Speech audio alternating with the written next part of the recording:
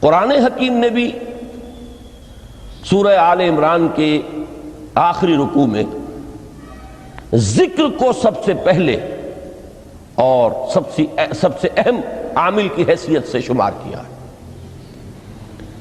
چنانچہ اس کی پہلی آیت جو ہے سورہ آل عمران کے آخری رکوع کی، اس میں تو وہی مضمون جو میں بیان کر چکا وہ آیا ہے، ان فی خلق السماوات والارض واختلاف اللیل والنہار لآیات لأولی الالباب۔ یقیناً آسمان اور زمین کی تخلیق میں اور دن اور رات کے الٹ پھیر میں نشانیاں ہیں ہوش مندوں کے لیے۔ ان کے ذریعے سے انسانی شعور کے اندر وہ معرفت رب اجاگر ہوگی۔ وہ پہلا مرحلہ اس نے طے کر لیا، وہ ڈورمنٹ معرفت اب ایکٹیویٹ ہو گئی۔ اب مزید فکر کا مرحلہ ہے جو اگلی آیت میں آیا ہے، الذین یذکرون اللہ قیاما وقعودا وعلی جنوبہم ویتفکرون فی خلق السماوات والارض ربنا ما خلقت ھذا باطلا سبحانک فقنا عذاب النار۔ یعنی تفکر جو ہے ویتفکرون فی خلق السماوات والارض، وہ تفکر کرتے ہیں، غور و فکر کرتے ہیں آسمان اور زمین کی تخلیق میں، لیکن اس تفکر کے ساتھ لازماً ذکر اور ذکر مدام، ذکر بھی وہ کہ جو مستقل ہو، ہر حالت میں ہو۔ الذین یذکرون اللہ قیاما وقعودا وعلی جنوبہم، وہ لوگ کہ جو اللہ کو یاد رکھتے ہیں، اللہ کا ذکر کرتے ہیں، کھڑے ہوئے بھی، بیٹھے ہوئے بھی، اور اپنے پہلوؤں کے بل یعنی لیٹے ہوئے بھی۔ اب ان تین کے سوا تو کوئی پوزیشن انسان کی نہیں ہے، اسی کا نام ہے دوام ذکر۔ اور اس کے ساتھ اگر وہ تفکر کرتے ہیں تو ان کا فکر اگلی منزل تک پہنچتا ہے۔ تو پہلی شے تھی فکر انسانی کی صحیح رخ پر مزید پیش قدمی اور پیش رفت، اور اس کے لیے لازم ہے ذکر و فکر کا امتزاج۔ دوسری چیز کو لیجئے عمل کی درستی۔ اس عمل کی درستی کے لیے اللہ تعالیٰ کے ساتھ ایک گہرے تعلق کی ضرورت ہے،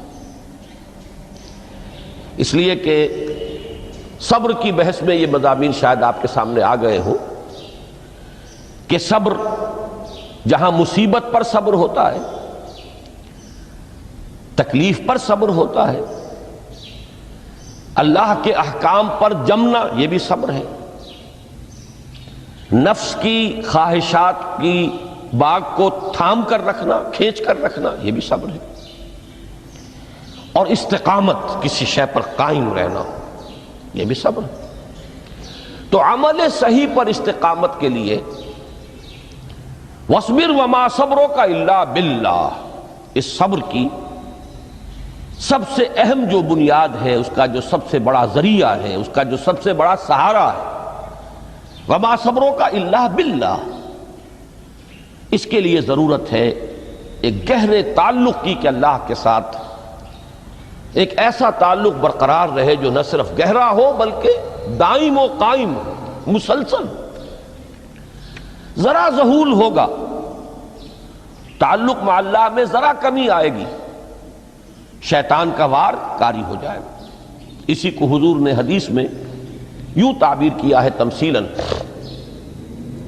کہ جو دل اللہ کی یاد سے غافل ہے اس پر، فارسی کا وہ مقولہ بھی ہے کہ خانہ خالی را دیو می گیرت، گھر خالی رہے تو جنات اس پر دیو جو ہے آ کر قبضہ جما لیتے ہیں۔ تو خانہ قلب جو ہے اگر یاد خداوندی سے خالی ہو گیا تو شیطان ابلیس لعین اپنی تھوتنی ٹکا دیتا ہے۔ یہ لفظ آتا ہے سور کے منہ کے لیے تھوتنی، جس طرح اس کا نکلا ہوا سا منہ ہوتا ہے آگے، تو یہ لفظ استعمال کیا گیا کہ وہ اپنی تھوتنی انسان کے دل پر جما کر اور پھونکے مارنی شروع کر دیتا ہے۔ تو شیطان کو موقع ہی تب ملتا ہے جب انسان کے تعلق مع اللہ کے اندر کمی ہو، وہ خانہ بالکل خالی ہو گیا ہو یا اتنا ضعیف ہو گیا ہو کہ کل عدم ہو جائے، گویا کہ نہیں۔ تیسری چیز کی طرف آئیے روحانی ترقی، روحانی ترقی کے لیے میں ایک اصطلاح کے سامنے لا رہا ہوں. اس سے مراد کیا ہے؟ روحانی ترقی کے لیے ہماری دینی اصطلاح ہے تقرب الی اللہ، اللہ سے قریب تر ہوتے چلے جانا. اس پر میرا ایک کتابچہ بھی ہے. تقرب الی اللہ کے دو مدارج، دو درجے، جو در حقیقت ایک حدیث نبوی علیہ الصلوۃ والسلام ہی پر مبنی ہے کہ حضور نے ایک درجہ قرار دیا ہے تقرب بالفرائض، فرائض کے ذریعے سے انسان اللہ کا قرب حاصل کرے. ایک ہے تقرب بالنوافل، نوافل کے ذریعے سے اللہ کا قرب حاصل کرے. ان میں کیا نسبت و تناسب ہے، اہمیت کے اعتبار سے کون بڑھ کر ہے، بلندی کے اعتبار سے کون بڑھ کر ہے، یہ تمام مسائل میں نے اپنی اس تقریر میں بیان کیے تھے جو اس کتابچے میں شائع ہوئی ہے. اس وقت میں اس کی تفصیل میں نہیں جا رہا، صرف یہ تذکرہ اس لیے کر رہا ہوں کہ جن کو بھی خواہش ہو جائے وہ اس کا مطالعہ کرے. ہماری اس وقت کی گفتگو سے وہ کتابچہ اس جگہ پر منسلک ہوگا. تو تقرب الی اللہ، یہ تقرب کوئی فزیکل فینومینن نہیں ہے، جسمانی یا مادی مسئلہ نہیں ہے. اللہ سے قرب یہ نہیں ہے کہ کوئی کروڑوں میل کا فاصلہ ہے، اب ہمیں کوئی رسی پر چڑھنا ہے اوپر بڑی محنت اور مشقت سے. فصل تو ہے ہی نہیں، فاصلہ ہے ہی نہیں، بعد ہے ہی نہیں. نحن اقرب الیہ من حبل الورید، ہم تو انسان سے اس کی شہرگ سے بھی زیادہ قریب ہیں. ہوا معکم اینما کنتم، وہ تو تمہارے ساتھ ہی ہوتا ہے جہاں کہیں بھی تم ہو. بس صرف یہ کہ تمہاری توجہ نہیں ہوتی، تم اور چیزوں میں مشغول و مصروف رہتے ہو، تم ہماری طرف دھیان ہی نہیں دیتے، تم ہماری طرف متوجہ ہی نہیں ہوتے. ہم تو مائل بے کرم ہے، کوئی سائل ہی نہیں، راہ دکھلائیں کسے رہنو منزل ہی نہیں. انسان جب متوجہ ہو جاتا ہے اور بڑھتا ہے، آگے پیش قدمی کرتا ہے روحانی اعتبار سے، تو یہ ہے در حقیقت تقرب الی اللہ، اور اسی کو ہم کہیں گے روحانی ترقی. اب ان تین چیزوں کو اگر آپ نے ذہن میں جما لیا، پھر میری بات کی ترتیب اس کو ذہن میں قائم کیجئے. ہم چلے کہاں سے؟ کہ دین کے ساتھ اصل مناسبت فلسفے کی نہیں، حکمت کی. نمبر 2، حکمت قرآنی کا پہلا اور اہم ترین اور بنیادی مسئلہ معرفت رب کا حصول ہے. اس کا نتیجہ شکر خداوندی ہے. اس کا ذریعہ آیات آفاقی، آیات انفسی، اور سب سے بڑھ کر آیات قرآنیہ ہیں جو الذکر ہے، جو تذکرہ ہے، جو ذکرہ ہے. لیکن اس پہلے مرحلے کو اگر کوئی انسان بفضل ہی تعالی، اللہ کے فضل و کرم سے طے کر لے، اب اس کے سامنے تین مسئلے. فکر کی مزید پیش رفت، مزید پیش قدمی صحیح رخ پر، اس کے لیے ذکر اور فکر دونوں کا امتزاج لازمی ہے. فقر قرآن اختلاط ذکر و فکر. الذین یذکرون اللہ قیاما وقعودا وعلی جنوبہم ویتفکرون فی خلق السماوات والارض. دوسری شے عمل کا درست رہنا، نہ افراط و تفریط ہو، عدم توازن ہو، نہ انسان نفس سے مغلوب ہو جائے، نہ انسان جذبات کی رو میں اندھا ہو جائے، نہ انسان ماحول سے مرعوب ہو کر متاثر ہو جائے. صحیح رخ پر اس کا عمل. نمبر 3، روحانی ترقی، جو اصل حاصل ہے، جو اصل مقصود ہے. نمبر 2 چیز کے لیے تعلق مع اللہ ضروری، نمبر 3 کے لیے تقرب الی اللہ ضروری. اب غور کیجئے، ان تینوں چیزوں کا بڑا گہرا تعلق ہے نماز کے ساتھ. ان تینوں کے لیے ستون کی حیثیت نماز کو ہے.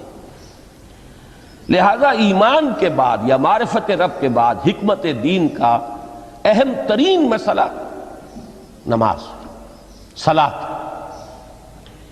اس لیے کہ ایک طرف یہ انسان کو اللہ کے ساتھ ایک گہرے تعلق کا ذریعہ فراہم کرتی ہے. اپنے تمام مصروفیات میں سے ان مشغولیتوں میں جن میں گم ہونے کا خدشہ ہوتا ہے، نکلو۔ 24 گھنٹے کے معمولات میں سے کم 5 مرتبہ تو لازماً نکلو، اور اپنے آپ کو ذرا، اپنے حواس کو بھی، اپنی باطنی کیفیات کو بھی ذرا تازہ کرو۔ اگر کوئی گندگی، نجاست، کسی طرح کی ناپاکی کا کوئی معاملہ ہے، طہارت حاصل کرو۔ طہارت سے تمہارے اندر روح کو بھی بالیدگی ہوگی، تمہارے حواس بھی تازہ ہوں گے، تم گویا کہ بحیثیت کل تمہاری ہستی چاق و چوبند ہو جائے گی۔ وہ کسل، وہ سستیاں، وہ جو ایک کثافتیں ہوتی ہیں، ان سب سے نجات حاصل کرو، اور اب اپنے رب کے حضور میں کھڑے ہو جاؤ، اس کے ساتھ اپنا عہد بھی تازہ کرو، اس کی اہم صفات کو بھی اپنے ذہن میں پھر مستحضر کرو۔ یہی وجہ ہے، دیکھیے میں نے جو آیات آپ کو شروع میں سنائی تھی، سورہ لقمان کی 2 آیتیں، پہلی آیت میں اس کا ترجمہ کر چکا، دوسری آیت وَلَقَدْ وَإِذْ قَالَ لُقْمَانُ لِابْنِهِ وَهُوَ يَعِظُهُ يَا بُنَيَّ لَا تُشْرِكْ بِاللَّهِ إِنَّ الشِّرْكَ لَظُلْمٌ عَظِيمٌ۔ اس کے بعد درمیان میں کچھ مضمون آ کر پھر وہ آیہ مبارکہ آئی، یا بنی اقم الصلاۃ وامر بالمعروف وانہ عن المنکر واصبر علی ما اصابک۔ گویا کہ اہم ترین چیز، بنیادی ترین چیز، اللہ کو محض پہچان لینا کافی نہیں ہے، یاد رکھنا ضروری ہے۔ اللہ یاد رہے گا تو فکر صحیح آگے بڑھے گا، اللہ یاد رہے گا اور اس کے ساتھ ایک گہرا تعلق جو ہے برقرار رہے گا تو عمل درست رہے گا۔ بالکل یہی بات سورہ طٰہٰ میں جو پہلی وحی حضرت موسیٰ علیہ السلام پر ہوئی، اور پہلا مخاطبہ ہے، چونکہ حضرت موسیٰ کو یہ انبیاء کرام کے مقدس گروہ میں ایک امتیازی حیثیت حاصل ہے کہ ان سے براہ راست گفتگو ہوئی ہے، اگرچہ صرف ایک پردہ تھا، اوٹ من ورائے حجاب گفتگو ہوئی ہے، لیکن یہ کہ کوئی فرشتے کا درمیانی جو ہے وہ لنک نہیں تھا، براہ راست اللہ تعالیٰ نے حضرت موسیٰ علیہ السلام سے کلام فرمایا۔ کلم اللہ موسیٰ تکلیما، موسیٰ سے تو اللہ نے کلام فرمایا جیسے کہ کلام کیا جاتا ہے۔ تو پہلا مخاطبہ ہے، یہ پہلا مکالمہ ہے، پہلی وحی کہیے، اسی میں یہ الفاظ بھی موجود ہیں، اننی انا اللہ لا الہ الا انا فاعبدنی واقم الصلاۃ لذکری۔ یہ گویا کہ حکمت قرآنی کا ایک بہت بڑا خزانہ ہے یہ آیت مبارکہ، کہ خود حضرت موسیٰ علیہ السلام کو جو ہدایت دی جا رہی ہے، میں ہوں، میں اللہ، اننی انا اللہ لا الہ الا انا، میرے سوا کوئی معبود نہیں، فاعبدنی، بس میری بندگی، میری عبادت، میری پرستش، میری محبت، اس کو اختیار کرو۔ وَأَقِمِ الصَّلَاةَ لِذِكْرِي، اور نماز کو قائم رکھو میری یاد کے لیے۔ بلکہ اسی سلسلہ کلام میں آگے چل کر سورہ طٰہٰ میں آتا ہے، کافی گفت و شنید کے بعد جب حضرت موسیٰ نے کچھ معذرت بھی کی، کچھ دعائیں بھی کی، اللہ نے ایک دعا قبول بھی کی کہ ان کے بھائی کو بھی شریک کر دیا، حضرت ہارون کو بھی۔ اس کے بعد پھر جب فرمایا کہ اب جاؤ فرعون کی طرف، تو اس میں فرمایا وَلَا تَنِيَا فِي ذِكْرِي، اور دیکھنا یہ جو عظیم مشن تمہارے کندھے پر آ گیا ہے، بڑا بھاری اور کٹھن ایک فرض ہے جو تم پر عائد ہو گیا ہے، اس کے لیے سب سے بڑی تمہارے پاس جو قوت کا ذریعہ ہے وہ نماز ہے۔ اقیم فلا تنیا عن ذکری، میری یاد میں کبھی غفلت نہ کرنا، اس میں کبھی کوئی کمی نہ آنے دینا۔ جیسا کہ میں نے عرض کیا تھا کہ جیسے ہی وہ تعلق جو ہے کمزور پڑتا ہے یا منقطع ہو جائے معاذ اللہ، تو پھر انسان گویا کہ شیطان کے لیے ایک لقمہ تر بن جاتا ہے۔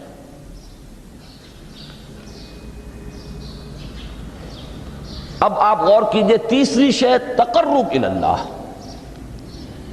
اس کے حوالے سے بھی جو فرائض اور نوافل کی بات ہے اس کو اس وقت ذہن سے نکال کر یہ سمجھیے کہ اس میں نماز کا کیا مقام ہے، اس لیے کہ نماز فرض بھی ہے، نماز نفل بھی ہے، وہ تو ان دونوں میں شریک ہو جائے گی۔ اب اس کو لفظ صلاۃ کے حوالے سے آپ ان دونوں چیزوں کو سمجھیے۔ صاد لام واو یا یہ چونکہ حروف علت ایک دوسرے سے بدلتے رہتے ہیں، یہ جو مادہ ہے اس کی جو خالص لغوی اصل ہے، جو خالص عربی زبان میں اس کا بنیادی مفہوم ہے، وہ آگ جلانا یا آگ تاپنا یا آگ سینکنا، حرارت حاصل کرنا۔ لہذا بار بار آتا ہے جہنم کے ذکر میں، اسلوہا، اب جلو اس میں، تاپو اس کو، یہ سینکے گی تمہیں۔ بلکہ تفتلون کا لفظ آیا ہے حضرت موسیٰ کے کلام میں، جب وہ گئے تھے کوہ طور پر، جب پہنچ گئے تو تھے آگ تک کی تلاش میں، لعلکم تفتلون، تو اپنے اہل خانہ سے یہی کہا تھا کہ مجھے کہیں وہ روشنی نظر آ رہی ہے، غالباً کوئی وہاں سے آگ مل سکے گی، ورنہ یہ کہ کوئی رہنمائی کو رستہ مجھے مل سکے گا، میں وہ آگ لے آؤں گا، کوئی چنگاری وہاں سے لے آؤں، لعلکم تفتلون، تاکہ تم، اب یہ اصطلاح در حقیقت باب افتعال ہے، اور یہ تے یہاں پر توئے کی شکل اختیار کر گئی، تا نے توبن کی صورت اختیار کی صاد کی وجہ سے۔ بہرحال اس کا سب سے بنیادی مفہوم جو ہے وہ ہے تاپنا، سکائی حاصل کرنا، حرارت۔ اس کے حوالے سے سمجھ لیجئے کہ سب سے بنیادی تعلق اس کا جو ہے وہ روح کے ساتھ ہے۔ روح میں محبت خداوندی کی آگ اگر ٹھنڈی پڑ گئی ہو، اگر محبت خداوندی کی حرارت میں کمی ہو رہی ہو، تو اس کو اثر نو، جس کو کہ میں آج سوچ رہا تھا تو ایک لفظ ذہن میں آیا کہ جیسے بیٹری اس کو ریچارج کیا جاتا ہے، اسی طریقے سے روح کے اندر محبت خداوندی کی اس حرارت کو اثر نو تازہ کرنا، یہ ہے در حقیقت نماز کا اصل مقصد۔ اس لیے کہ اس لفظ کا بنیادی مفہوم، اصل لغوی مفہوم تو یہ، اگرچہ اس کا سب سے زیادہ کثرت سے جو استعمال ہوتا ہے، اور لفظ صلاۃ جس سے در حقیقت جس تصور پر مبنی ہے وہ ہے اقدام، کسی کی طرف متوجہ ہونا اور پھر دعا۔ صلاۃ کا سب سے قریبی مفہوم لفظی جب بیان کیا جائے گا، اس سے مراد، اس کے معنی، تو دعا اس میں اہم ترین ہے۔ کسی کی طرف توجہ کرنا، مناجات کرنا، گفتگو کرنا، مخاطبہ، مکالمہ، دعا، یہ در حقیقت صلاۃ کا سب سے بڑا اصطلاحی مفہوم ہے۔ لیکن جو اس کا مادہ ہے، صاد لام واو یا صاد لام یا، اس کا اصل مفہوم جو ہے وہ تاپنا، حرارت حاصل کرنا۔ تو ان دونوں کے حوالے سے عرض کر رہا ہوں، وہ تاپنا اور حرارت حاصل کرنا وہ ہے روح کے اعتبار سے۔ وہ جو کہا اقبال نے کہ مجھے عشق کی آگ اندھیر ہے، مسلمان نہیں راہ کا ڈھیر۔ یہ عشق کی آگ جب بجھ جاتی ہے، در حقیقت یہی تو انسان کی روحانی موت ہے۔ جب یہ نہ رہے تو چاہے منطق میں بہت انسان ماہر ہو۔ مجھے اقبال کا ایک شعر یاد آیا ہے تقابل کرتے ہوئے، ایک انسان محکوم اور ایک انسان حر، آزاد انسان، ان کی نفسیات میں جو بنیادی فرق علامہ اقبال نے مختلف مواقع پر بیان کیے ہیں۔ محکوم ہے بیگانہ اخلاص و مروت، ہر چند کے منطق کی دلیلوں میں ہے چالاک۔ تو منطق کی دلیلوں میں انسان چالاک ہو جائے اور وہ لغت ہائے حجازی کا وہ ایک خزانہ بن جائے، اسے تمام الفاظ کے معنی یاد ہوں، وہ بڑے مسائل فقہ کے اسے ازبر ہوں، جزیات، بے انتہا جزیات جو ہیں وہ مستحضر ہوں، فلسفے کے بڑے بڑے مسئلے اس نے حل کر لیے ہوں، لیکن اگر روح میں وہ اللہ کی محبت کی آگ نہیں ہے، وہ تپش نہیں، مجھے عشق کی آگ اندھیر ہے، مسلمان نہیں راہ کا ڈھیر۔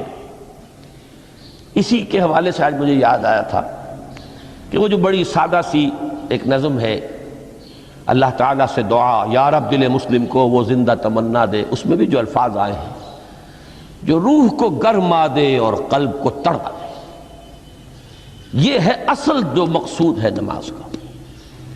اور یہی وہ چیز ہے جیسا کہ میں نے عرض کیا تھا کہ نگاہوں سے اوجھل، یہ پہلو سامنے ہے ہی نہیں۔ دوسرا پہلو سامنے ہے، اور وہ بھی میرے نزدیک بہت اہم ہے، بہت بنیادی ہے، اس میں کوئی شک نہیں، لیکن یہ ہے بلند ترین منزل کہ تقرب الی اللہ، اس کے لیے در حقیقت یہ کس لیے درکار ہے؟ روح کے اندر عشق کی حرارت اور گرمی تازہ ہو جائے۔ بسا اوقات یہ اندر دب جاتی ہے، جیسے انگارہ ہوتا ہے آگ کا، اس کے اوپر خاک اور راکھ آ جاتی ہے، اندر کچھ ہوتی ہے۔ آگ دبی ہوئی سمجھ، آگ بجھی ہوئی نہ جان، اس دبی ہوئی آگ کو پھر ایک شعلہ بنانا، پھر اس کے اندر ایک حیات تازہ پیدا کرنا، یہ ہے نماز کا اہم ترین اور بلند ترین مقصد۔ لیکن اس کے ساتھ ہی اس نماز میں ذکر ہونا، اس کا یہ ذکر ہے، اور ذکر کی جب میں فہرست بیان کیا کرتا ہوں بہت سے حضرات کے سامنے ہوگا کہ ذکر کا در حقیقت مفہوم ہے استحضار اللہ فی القلب۔ ہمارے ہاں غلطی سے جو ذرائع ذکر ہیں انہیں ذکر قرار دے دیا گیا ہے۔ نماز ذکر نہیں ہے، نماز ذکر کا ذریعہ ہے۔ اقیم الصلاۃ لذکری، نماز قائم کرو میرے ذکر کے لیے۔ یہ اللہ اللہ کہنا یا ادعیہ معصورہ جو حضور صلی اللہ علیہ وسلم کی مسنون دعائیں ہیں، انہیں اپنے تمام معمولات دنیاوی کے ساتھ ساتھ ان دعاؤں کو بھی انسان پڑھتا رہے، اللہ سے دعا کرتا رہے، یہ تمام ذرائع ذکر ہیں۔ سبحان اللہ الحمدللہ الحمدللہ، اس کا آپ ورد کیجئے، یہ بھی ذریعہ ذکر ہے۔ حقیقت میں ذکر ہے استحضار اللہ فی القلب، اللہ کو دل میں لے آنا، اللہ کو دل میں حاضر کر لینا، اصل میں تو ترجمہ ہوگا، لیکن حاضر جاننا، یہ کیفیت جو ہے انسان کو حاصل ہو جائے۔ اب اس کے حوالے سے ذرا بات سمجھیے کہ ایک تو میں عرض کر چکا ہوں مجسم ذکر تو قرآن ہے، لہذا ذکر کی فہرست جب آپ کریں گے ذرائع ذکر تو ان میں سب سے پہلے قرآن آئے گا، اس لیے کہ وہ ہماری حکمت کے پہلے مسئلے کو حل کر رہا ہے، بنیادی مسئلہ، اہم ترین مسئلہ۔ دوسرے نمبر پر ذکر جو ہے، اب اس کے لیے کچھ اصطلاحات جو میرے مختلف دروس میں شاید آپ کے سامنے بعد میں آئیں یا پہلی آ چکی ہوں، ان کے حوالے سے میری بات سمجھیے۔ ایک ذکر غیابی ہے، تھرڈ پرسن میں، صیغہ غائب میں اللہ کی یاد کرنا، اللہ اکبر اللہ اکبر اللہ اکبر۔ ابھی اللہ اکبر جو ہے یہ جملہ اسمیہ خبریہ ہے، ایک حقیقت کی تکرار آپ کر رہے ہیں، اللہ سب سے بڑا ہے، اللہ سب سے بڑا ہے، سبحان اللہ سبحان اللہ سبحان اللہ۔ یہ در حقیقت ذکر غیابی ہے کہ آپ اس میں مخاطب نہیں ہیں اللہ سے، ایک ذکر خطابی کہیں یا ذکر حضوری کہیں، جس میں مکالمہ ہوتا ہے، جس میں گفتگو ہوتی ہے۔ تو نماز در حقیقت ذکر حضوری اور ذکر خطابی کی بلند ترین شکل ہے۔ اس لیے میں نے عرض کیا تھا کہ نماز کے لفظ یا صلاۃ کے لفظ، یہ اصطلاحی معنی جو اکثر و بیشتر کیے جاتے ہیں وہ ہے دعا، اور دعا میں ہوتا کیا ہے؟ مکالمہ ہے، مخاطب، اے اللہ، اے میرے رب، اے پروردگار۔ پھر یہ کہ اس میں اقدام اور کسی کی طرف متوجہ ہونا، یہی وجہ ہے کہ افتتاح صلاۃ، نماز کو شروع کرنے کے لیے ایک تو وہ الفاظ جو قرآن مجید میں آئے ہیں، انی وجہت وجہی للذی فطر السماوات والارض حنیفا وما انا من المشرکین، یہ ہے توجہ کا ارتکاز،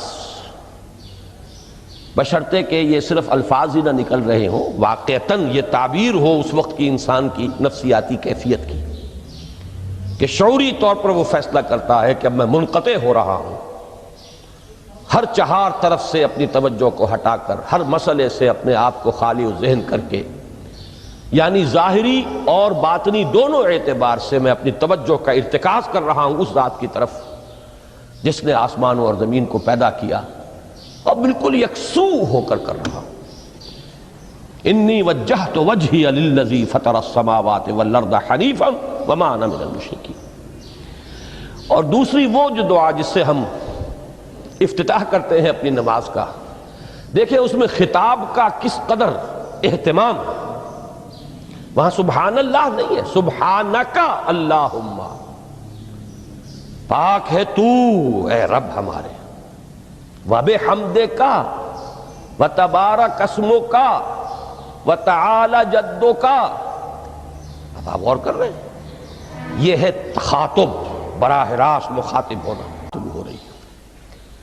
تو سب سے پہلی بات تو یہ ہوئی کہ ذکر کی ایک شکل ہے ذکر غیابی، دوسری ذکر حضوری، اور ذکر حضوری یا ذکر خطابی کی بلند ترین منزل، بلند ترین اس کا ذریعہ نماز۔ اس کو ایک پہلو سے اور سمجھ لیجئے، سورہ فاتحہ جب پھر ہم پڑھتے ہیں جسے الصلاۃ کہا گیا ہے، جو لب لباب ہے، خلاصہ ہے، اس میں پھر تدریجاً غیاب سے حضور کی طرف پیش قدمی ہوتی ہے۔ الحمدللہ رب العالمین الرحمن الرحیم مالک یوم الدین، یہ ذکر غیابی ہے، اس میں ابھی خطاب نہیں آیا،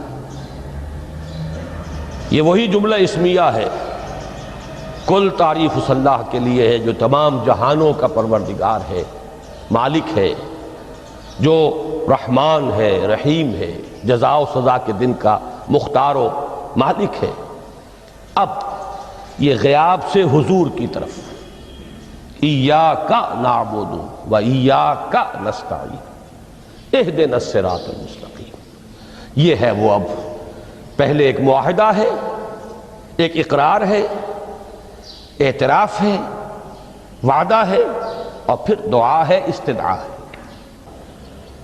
کہ حضور نے فرمایا، یقول اللہ تعالی، اللہ یہ فرماتا ہے، اسی لیے اس کو حدیث قدسی کہیں گے، قسمت الصلاۃ بینی و بین عبدی نصفین، میں نے نماز کو اپنے اور اپنے بندے کے مابین آدھا آدھا تقسیم کر دیا ہے۔ اب یہاں تک تو جملہ ہے اللہ کا، یہ ہے حدیث قدسی۔